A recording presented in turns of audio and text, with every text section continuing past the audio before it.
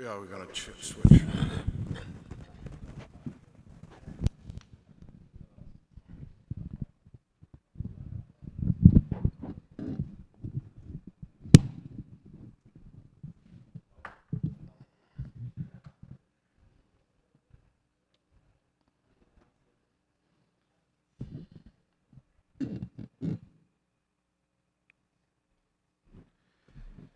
أعوذ بالله من الشيطان الرجيم ويسألونك عن ذي القرنين قل سأتلو عليكم منه ذكرا إنا مكنا له في الأرض وآتيناه من كل شيء سببا فأتبع سببا حتى إذا بلغ مغرب الشمس وجدها تغرب في عين حمئة ووجد عندها قوما قلنا يا ذا القرنين إما أن تعذب وإما أن تتخذ فيهم حسنا قال أما من ظلم فسوف نعذبه ثم يرد إلى ربه فيعذبه عذابا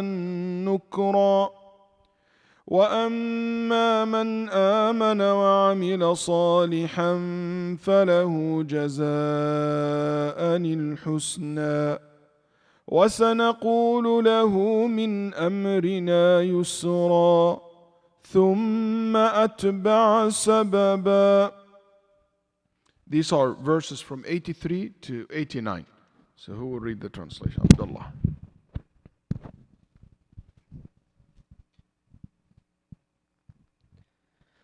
Prophet, they ask you about Dhul Qarnayn. Say, I will tell you something about him. We established his power in the land and gave him the means to achieve everything. He traveled on a certain road. Then when he came to the setting of the sun, he found it setting into a muddy spring. Nearby he found some people, and we said, Dhul Qarnayn, you may choose which of them to punish or show kindness to. He answered, we shall punish those who have done evil, and when they are returned to their Lord, he will punish them even more severely. While those who believed and did good deeds will have the best of rewards. We shall command them to do what is easy for them. He traveled on.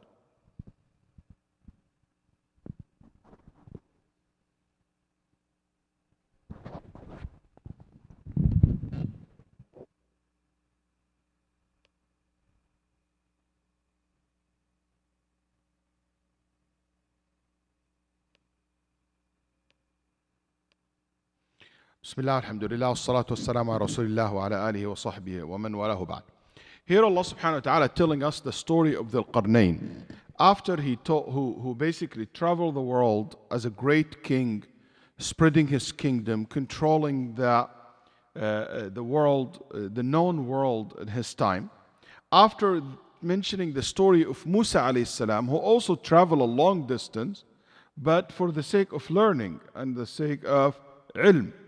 And the ulama rahimahullah said, mentioning the story of Musa and al-Khadr before the story of the Qarnayn, even though he never was asked about the story of al-Khadr, he was asked about the Qarnayn.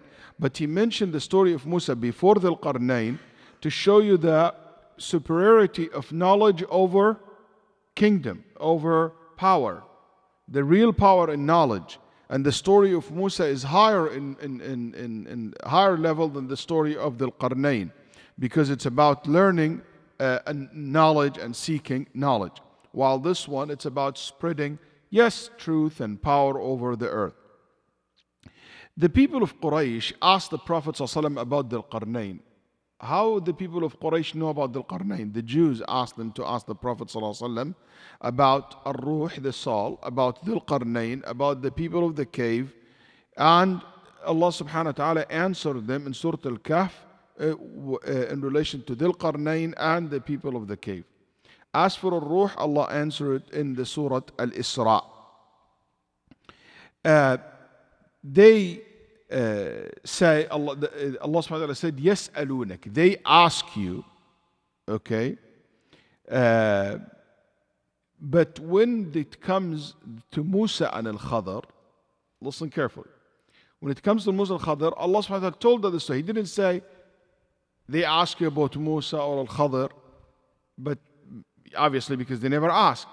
But here, Allah subhanahu wa ta'ala, even when they ask about the people of Kahf, was not started with يَسْأَلُونَكَ.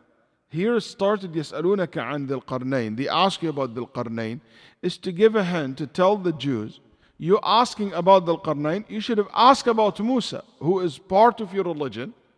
If there is anything you should ask about, it should be the story of Musa, because he's from your religion. You're more familiar with his stories than anyone else. And because the lessons from the story of Musa is too many, and Al-Khadr, too many, comparing to the lessons from what? From Dhul Qarnayn. That's why if you're going to see, the story of Dhul Qarnayn is still very short, versus the lengthy story of Ahl al-Kahf and the Musa and Al-Khadr. It's way longer than the story of Dhul Qarnayn. Because they asking and they putting so much emphasis on it, Allah subhanahu wa ta'ala, as if He's telling them, there is no much benefit of your story as much as you will benefit from the story of Musa alayhi salam. Also, it shows you that those people, their question was not for the sake of hidayah. Yani when they said, Ya Musa, tell us about the story of the Qarnayn, not because seeking guidance, seeking ibar, seeking lessons, seeking things that they can benefit from it, from the story of the Qarnayn. If they were seeking lessons and guidance, they should have asked about Musa alayhi salam, who is related to them. And because he related to Muhammad sallallahu alaihi wasallam more than the Qarnayn related to the Prophet sallallahu alaihi wasallam. Their question was examining and trying to embarrass the Prophet sallallahu alaihi wasallam. They have doubt about the prophethood of Muhammad sallallahu alaihi wasallam, and they thought through this question they will expose the Prophet sallallahu alaihi wasallam. Also, I like how the verb is a verb of continuously, like يَسْأَلُونَكَ, they asking you with ing. That makes you feel that so excited. Makes you feel that they're like, oh, we got it. Like we got the question that's gonna show that Muhammad sallallahu alaihi wasallam knows nothing about, and he's not a prophet. And also, it shows you that as if they asked the Prophet ﷺ several times, that's right? يَسْأَلُونَكَ, يعني as if it's repeated. Then Allah subhanahu wa ta'ala calmed them down. سَأَتْلُ عَلَيْكُمْ مِنْهُ ذِكْرًا. I will, basically the answer came from Allah subhanahu wa ta'ala in an amazing way. Say, I will recite to you about him ذِكْرًا. They translated what? Did they translate report? Is that how he translated it? I will tell you something about him. That's the problem with translation. It doesn't give you full meaning. What's dhikra means? What's dhikra? Come on. Ibrah, lessons. Also dhikra, memory. Memory of a story of things happened in the past, that's right? But Al-Arab usually refer to dhikra, to the memory that there is benefit in it. So Allah subhanahu wa ta'ala said, I will tell you from the story of Dhul Qarnayn what is beneficial to you. Why? Because Al-Quran is not a history book to talk about the life of kings and because his life as a king has so many things, like from the time he was born until he became a king. And all the battles and all the things, that's not important. Al-Quran doesn't care for these details. That's why Allah said, I will only tell you from his life story what's considered lesson, what's considered dhikra, what's considered ibrah. And dhikra, kida nukirat, a lesson. That tell you, he's not going to tell you much, just a little bit, something about him that it will benefit you.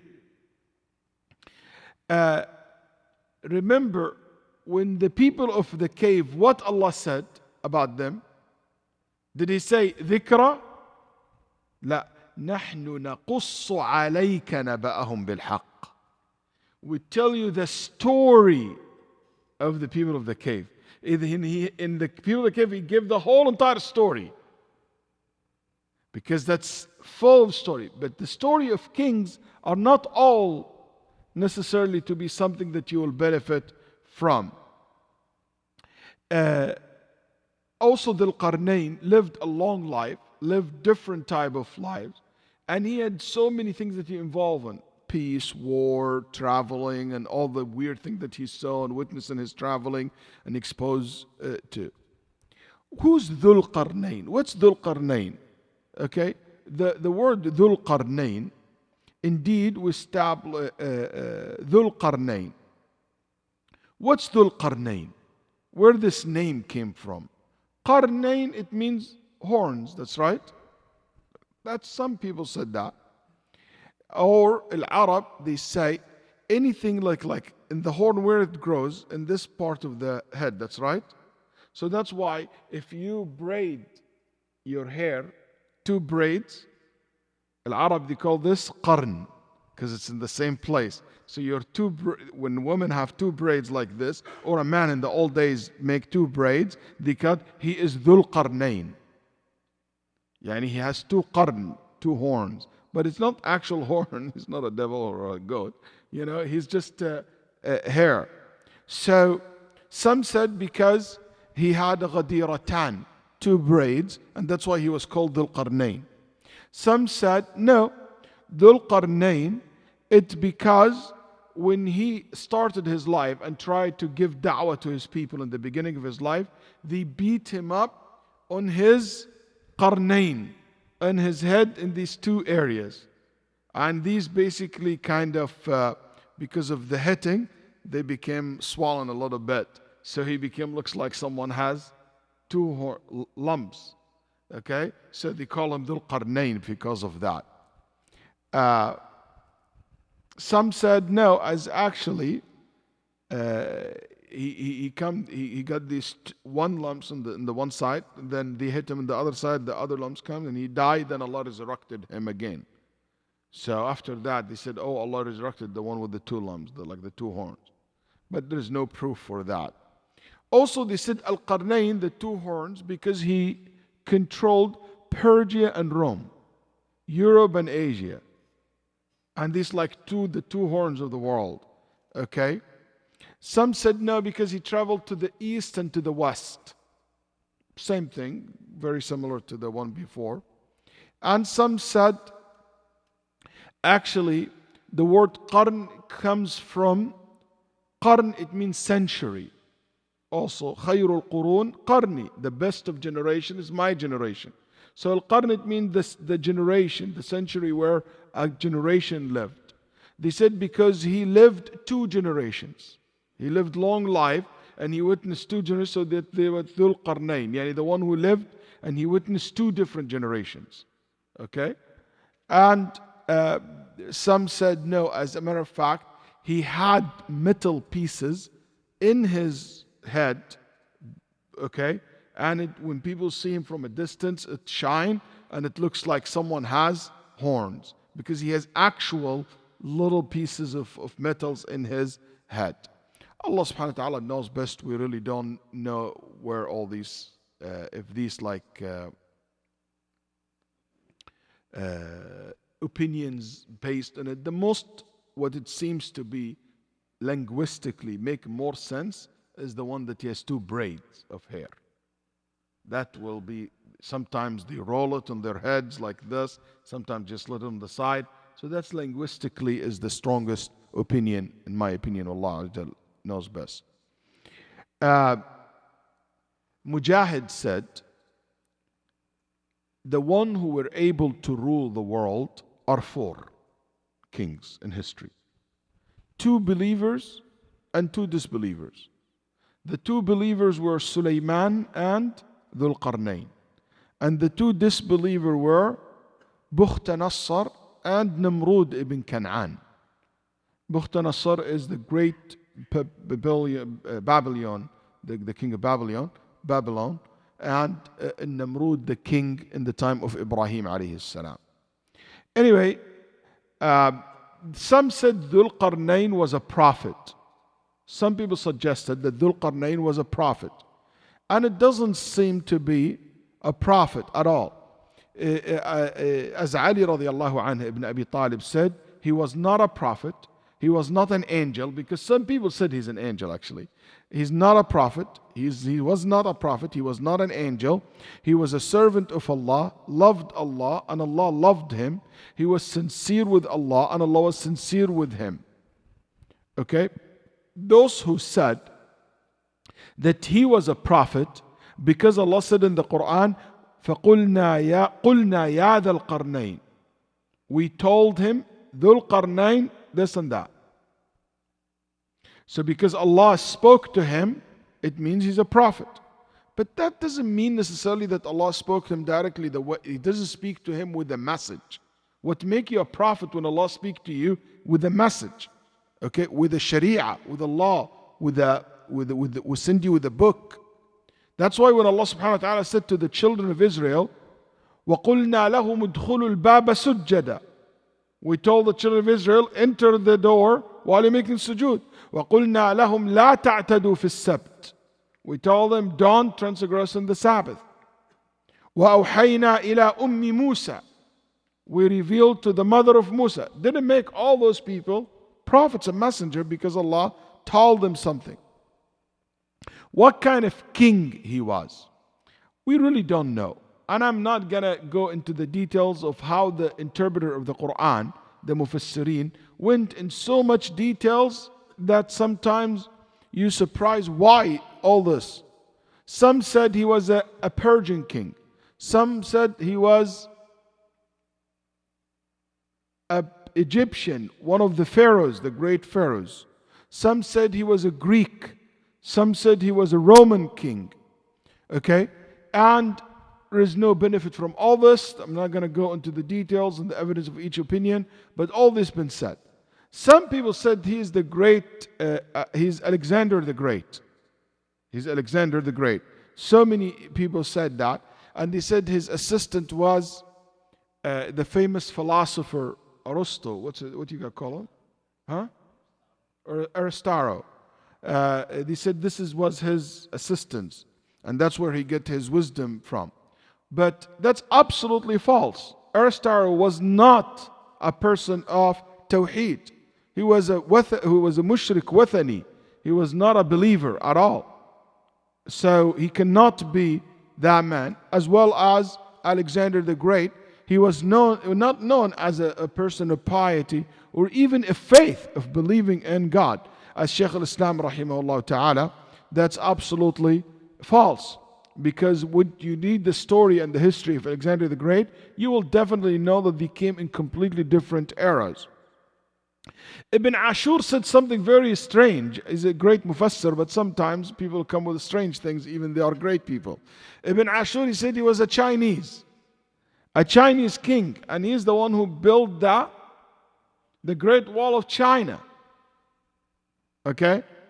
And basically, he said that this is the Great Wall of China, is the king of, he is that king, the Chinese king.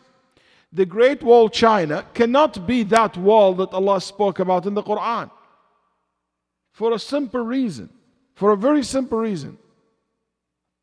Just look at the picture, Google the Great Wall of China, look at the picture of the wall. You will know that this has nothing to do with the wall that's built by Dhul Qarnayn, because Dhul Qarnayn built his wall with metal, while the Great Wall of China is not built by metals.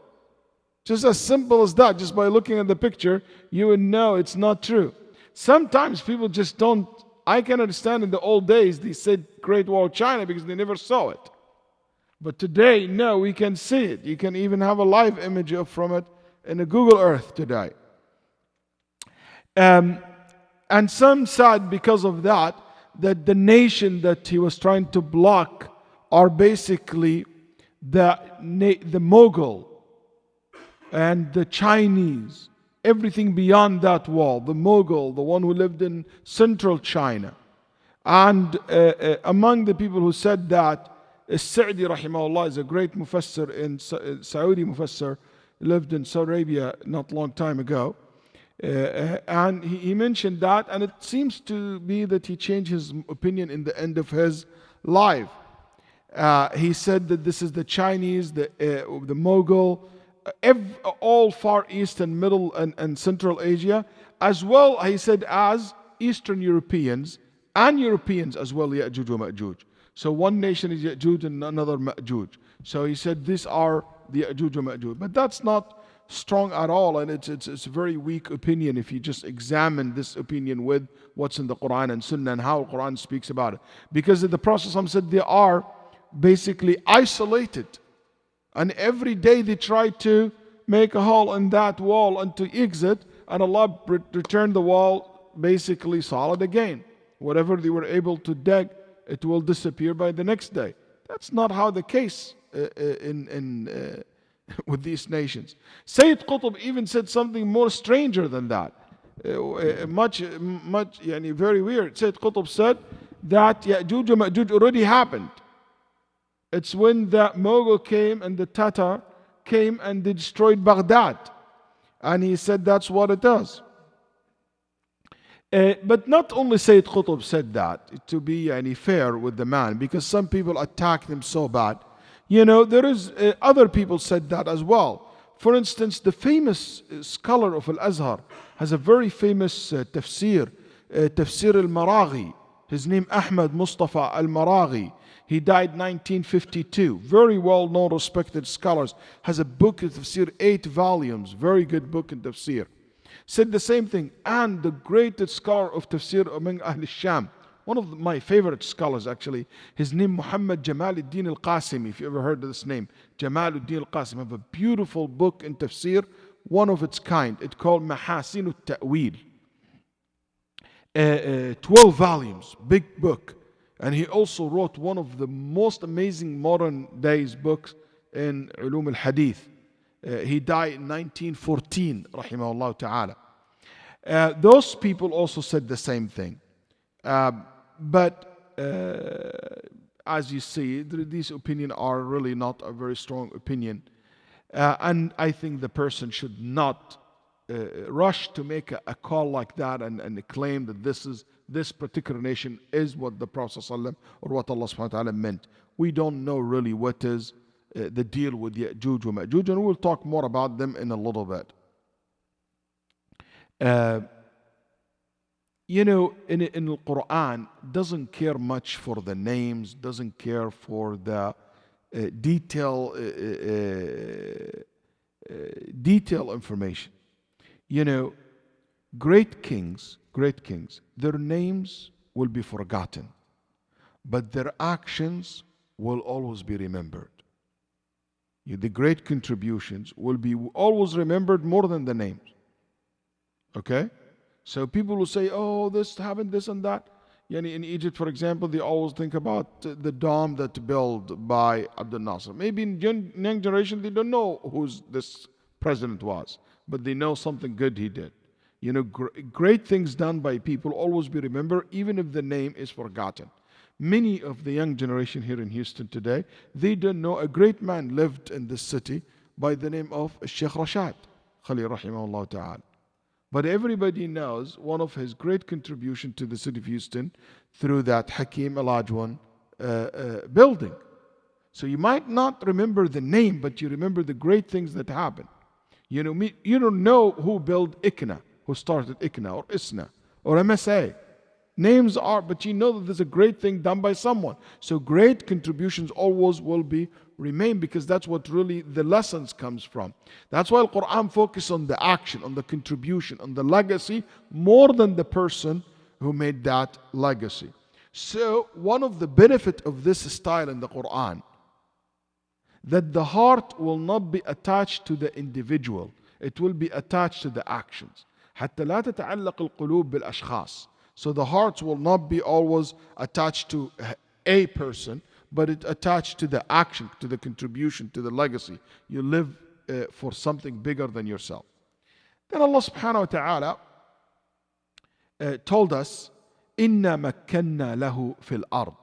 Indeed, we established him upon the earth, and we gave him to everything away. وَآتَيْنَاهُ مِنْ كُلِّ شَيْءٍ سَبَبًا. So he followed away.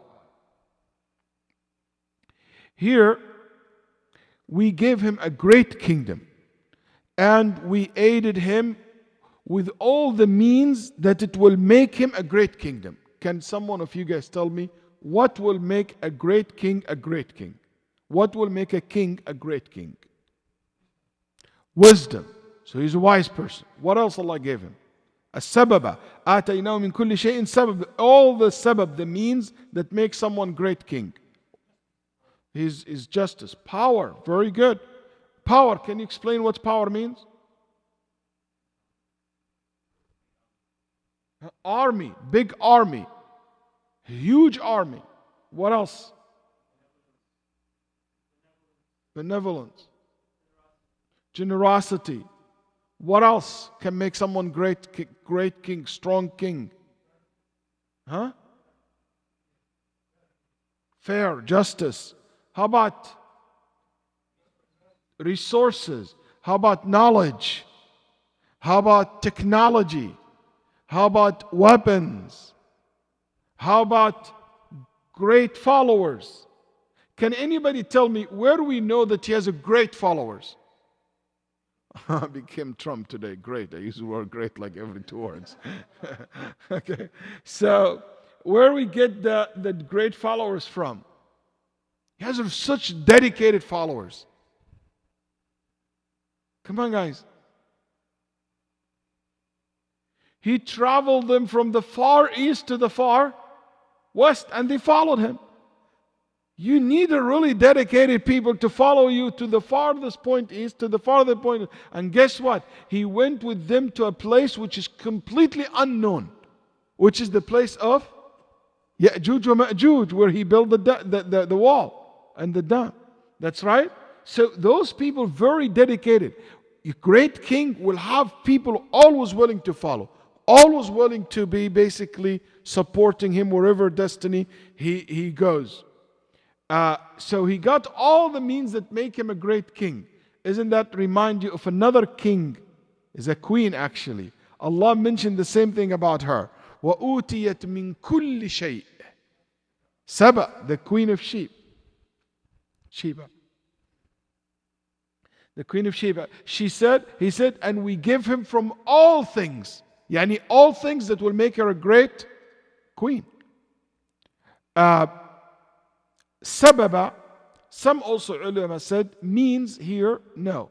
It means, وَآتَيْنَاهُ مِنْ كُلِّ شَيْءٍ سَبَبًا. We given him from everything sabab. Amin. Ibn Abbas said, we gave him knowledge of everything. He is very knowledgeable in the area of construction, in the area of leadership, in the area of war, in the languages. He goes to the farthest west and he communicates. He goes to the farthest east and he communicates. He goes to those people who cannot even speak and be understood, and he was able to understand them and he communicated with them.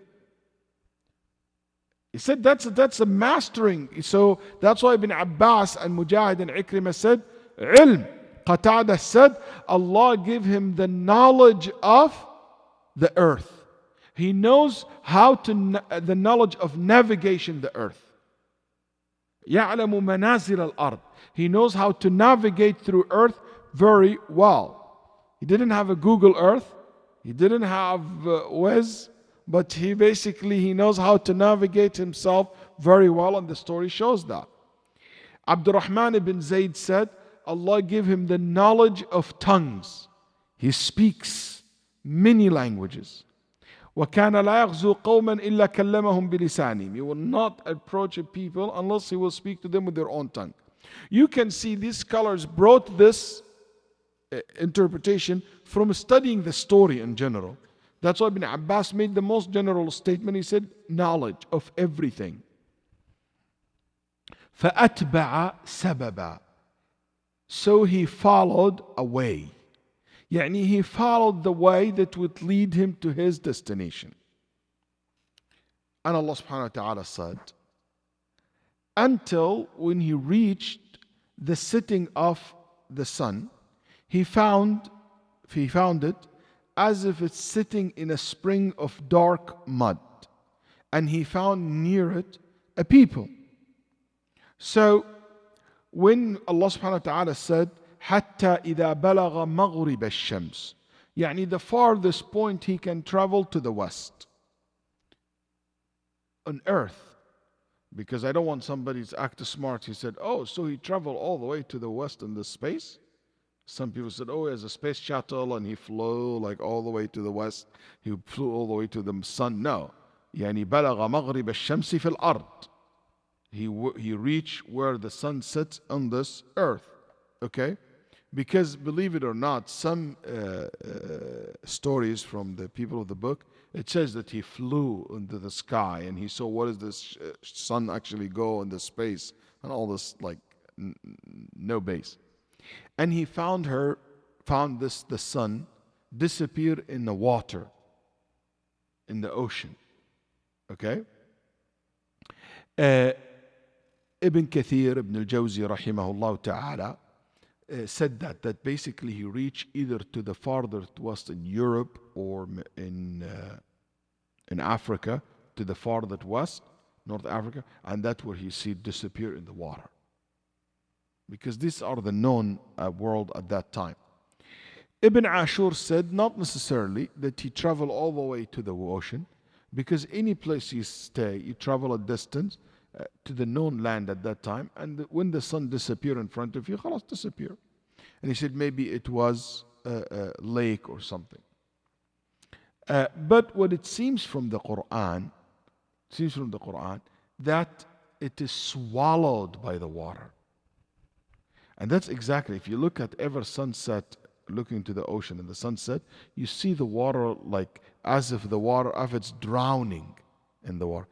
وجدها تغرب في عين حمئة, basically setting off and going down in that water. What's عين حمئة? الحمأ in a spring.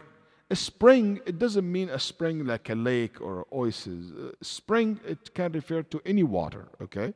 So even ocean, you can call it spring. Linguistically, it is possible. But here the word حمئة, it could mean one of two things. Because الحمأ, it means mud, الطين. إني خالق بشرا من صلصال من حمأ مسنون. يعني من طين. Okay? والحمأة in Arabic language also means the hot spring. The hot spring.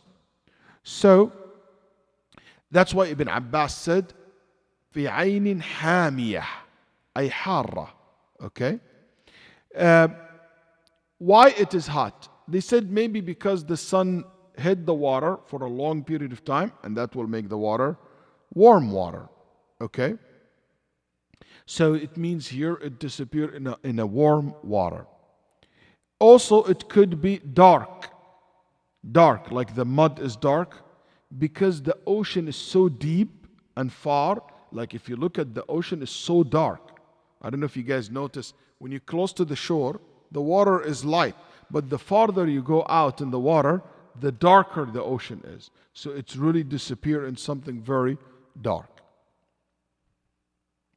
And when he reached basically at that point where the sun set, he found in that area a great nation of people.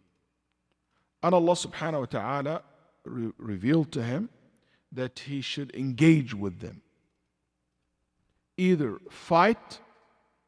engage by fighting them if they fight him, or he be good to them.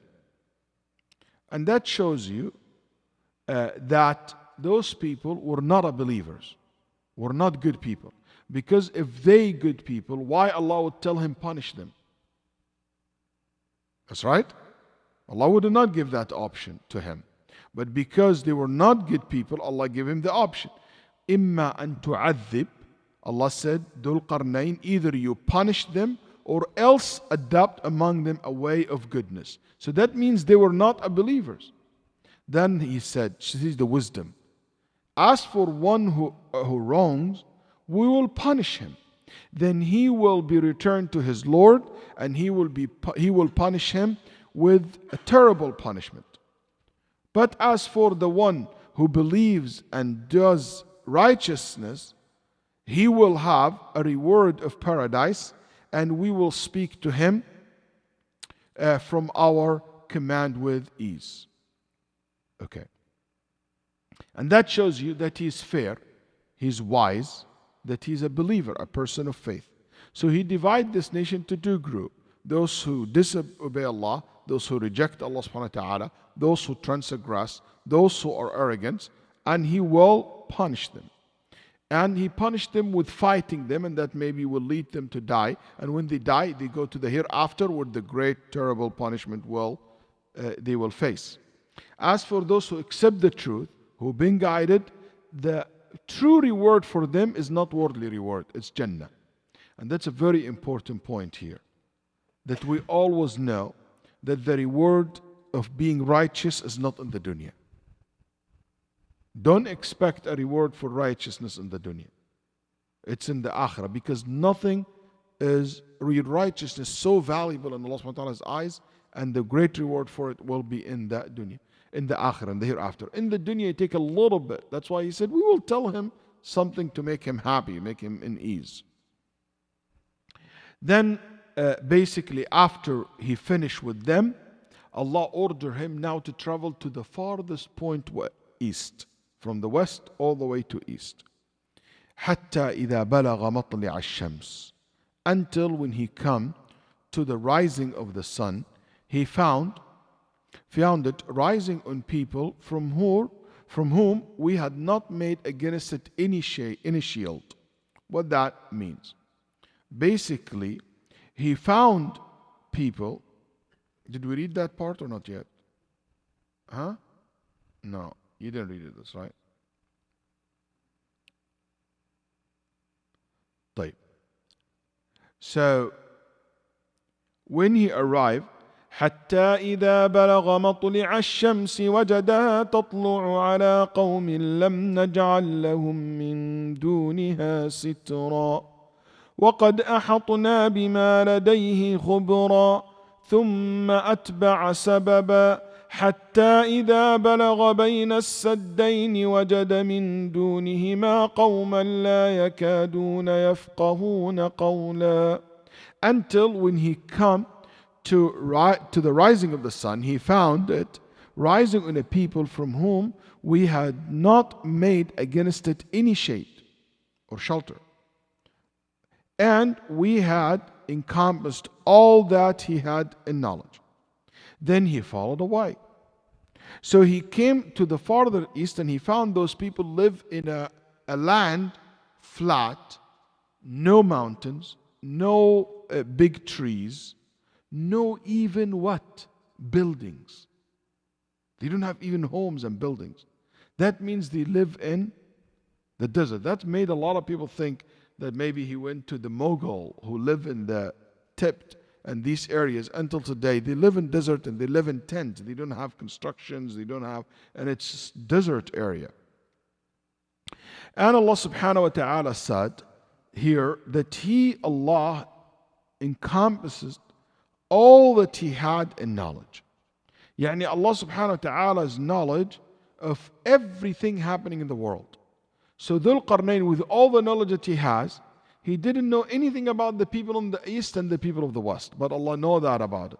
Allah knows about the story of Dhul Qarnayn. Allah knows about his soldier. Allah knows about his way. Allah knows about his journey. Allah knows about these nations that scatter all over the face of this earth. Then Allah subhanahu wa ta'ala said, very short, he didn't give any detail, because the point is al-ibra, dhikra, lesson. Then he said, and he followed the way that Allah subhanahu wa ta'ala asked him to continue his journey. And he left the far east, where we don't know. But he left that area. Why we know that he left this area? Because the new area that he arrived in has mountains, while the far east has no mountains. So it's a completely different area now, and very far away from the first one. Otherwise, why people will leave The mountains live in flat land. Anyway, so he reached to this area where he found two mountains, and in between the two mountains there is either a cave, either a hole, like kind of sinkhole, big huge sinkhole. It is something where in between the two mountains the people of Ya'juj wa Ma'juj comes out.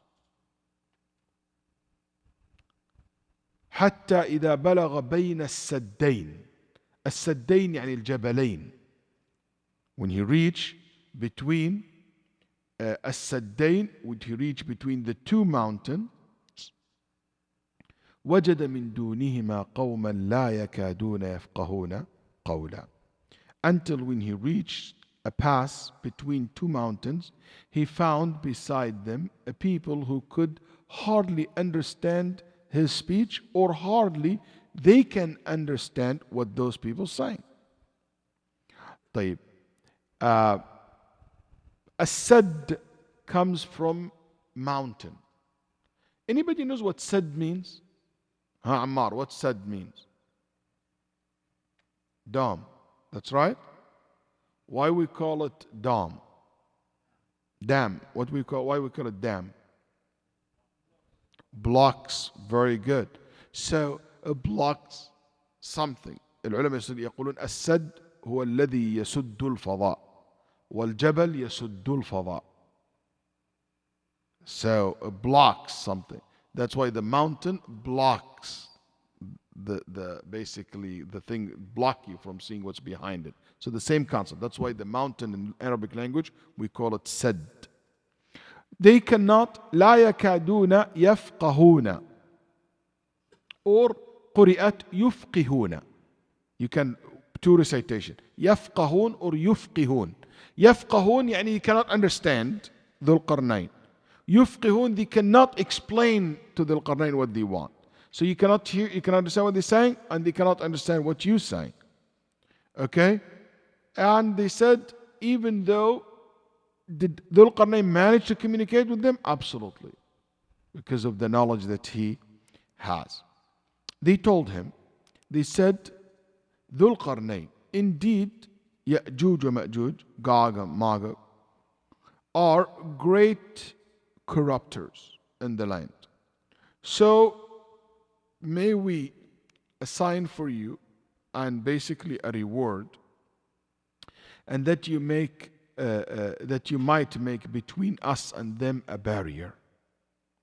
He said, that in which my Lord has established me is better, what Allah given me is better one you offer, but assist me with the strength, and I will make between you and them a dam. They told him about these two nations that comes from this place between the two mountains, either a valley, either a huge cave, something like strange. Okay, Ya'juj wa Ma'juj, or Ya'juj wa Ma'juj. What's Ya'juj wa Ma'juj? In Arabic, is this a word that has meaning in Arabic? Some people said it comes from Ad-Jannar, when the blaze of the fire. Okay, when you start the fire and the blaze comes and the sparks come with the fire.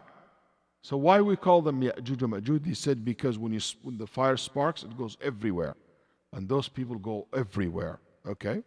Some said no, it's not an Arabic word at all, has no roots for it.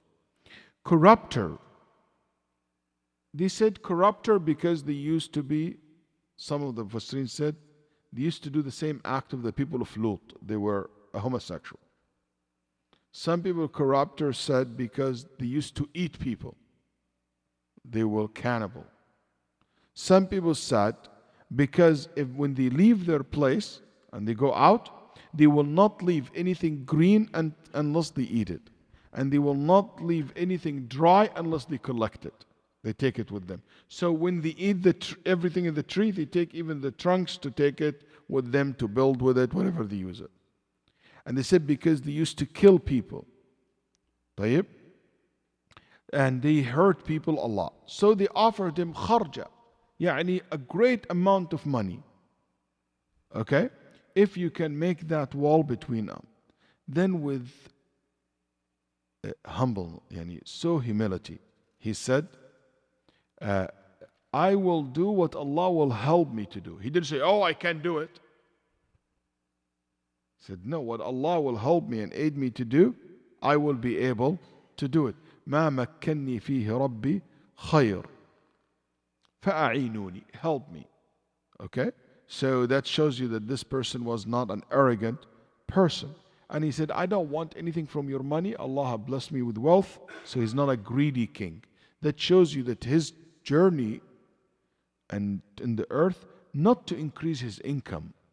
Not because he's looking for money. Otherwise he would have taken money from them. So it's not like the rest of the kings. And he said, just أعينوني بقوتكم. Give me strength. What strength he need from them? Workers. He need tools. He need materials. Provide this for me and we will work together. Also see the spirit of working together. Then he told them, Atuni zubar al-hadid. Bring me sheets of iron. الزبر جمع زبرة وهي القطعة الكبيرة. Big sheets. Okay? That's why, for those who just enjoy Arabic language and know the details of it, the big hair around the lion's head, يقال هذا زبرة الأسد. The hair of the lion, we call the Zabratul Asad. Why? Because big pieces around his head. So Zabr, it means something, big pieces. That's why we call the book what? We call the book what? Zabur. لأنه زبر بمعنى جمع. When you collect things together. Okay? So he basically bring a pieces of iron. Then he said, he cut it and he put them next to each other above. So one sheet, put it above each other's. Okay? Until he filled what is in between the two mountains. Can you imagine how long this will take? How much work that you bring all this iron and you make it sheets until you fill what's between the two mountains. And not only you filled it exactly. The length and the width. حتى إذا ساوى بين الصدفين.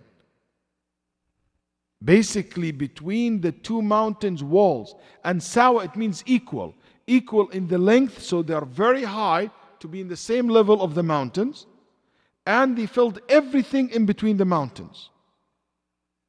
طيب, you will imagine all these layers of metals and iron will be enough? He said, no, not enough. قال انفخوا حتى إذا جعله نارا قال آتوني أفرغ عليه قطرا. When after he put all these layers, okay, and by the way, making it sawa, making it equal, make it not crooked, leveled. It shows you that this is a strong building. If anybody in construction here knows, if you have a crook, basically wall, it will fall quickly. That's right. The more you go up, it will quickly fall. But if it's leveled fine, it will go higher. Then anyway, he put between the layers of the iron charcoals and woods. Then he brought munfakh al-kir, which is basically the bellows, basically to blow air, and he started the fire. So when the fire started, what happened to the metal? The iron started melting, and when it became hot, before it melted, and when it was very hot, he brought copper, and he put the copper, he melted the copper, and he put it on the top of that iron. So basically, whatever space between the iron sheets filled with that melting copper. And some said al-rasas, which is the what's al-rasas, Shaykh Kamal? Lead. The lead. He put the lead in between them. So can you imagine the combination of these three things? And he put it until it cooled down and it became so solid. That's why it became so solid and it became so smooth. Lead and copper, metal, sheet of metal became what? So smooth and so solid. That's why Allah subhanahu wa ta'ala said the people of Ya'juj wa Ma'juj could not make a hole through it, nor could climb it. It's very smart, basically, idea. And they could not jump over it because it's high. They couldn't find any area to sneak because it's complete between the two mountains. Couldn't make a hole in it because it's very solid. Couldn't even climb it because it's very slippery. And here, Allah subhanahu wa ta'ala, فَمَا اسْتَطَاعُوا أَن يَظْهَرُوهُ وَمَا اسْتَطَاعُوا لَهُ نَقْبًا. They could not. فَمَا اسْتَطَاعُوا استطاعوا. Istata'u has ta, extra letter, it means extra effort. Because making a hole, it makes a lot of effort. While climbing or jumping, it's just one act. They couldn't do that. فَمَا اسْتَطَاعُوا أَن يَظْهَرُوهُ لأنها قفزة واحدة, to jump over it because it's very high and it's, it's very slippery. And they could not dig in it a hole. فَاسْتَطَاعُوا لَهُ نَقْبًا.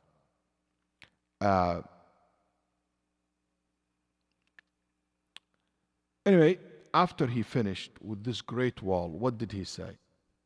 قال هذا رحمة من ربي. يا سلام. يا زين الإيمان والتواضع. So beautiful when you're a believer. This is a mercy from my Lord. So that's a mercy from my Lord. Not me, not like, I'm the one who did it, a great job. No. And Allah subhanahu wa ta'ala said, and when the promise of my Lord comes, He will make it level, and ever is promised of my Lord, and ever is the promise of my Lord true. وَكَانَ وَعْدُ رَبِّي حَقًّا.